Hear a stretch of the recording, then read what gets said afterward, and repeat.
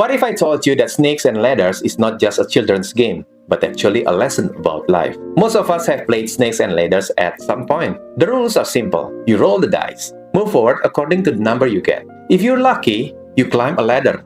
If you're not, you land on a snake and slide far back down the board. For most people, Snakes and Ladders is just a children's game. But have you ever thought about how this simple game actually teaches some powerful lessons about life? One of the first lessons this game teaches is that life does not always move in a straight line.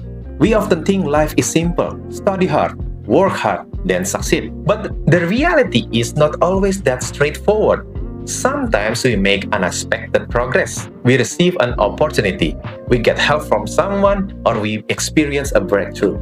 But sometimes we also face setbacks. We fail, we lose something we work hard to build, and that is very similar to Snakes and Ladders. Sometimes we land on a ladder and move far ahead, but sometimes we land on a snake and slide backward.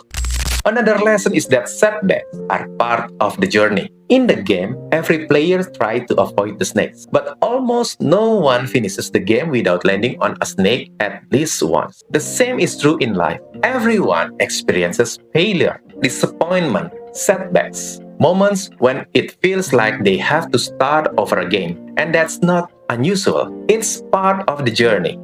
But perhaps the most interesting lesson is this. The goal of Snakes and Ladders is not to avoid every snake. The goal is to reach the final square. That means you can still win the game even if you get bitten by a snake several times along the way. And I think the same principle applies to life. Failures and setbacks can be painful, but failure does not mean the journey is over. When your piece slides down because of a snake, the game does not end. You still get another chance to roll the dice and move forward. The same is true in life. As long as there is still an opportunity, we can get back up. We can learn. We can keep moving towards our goals.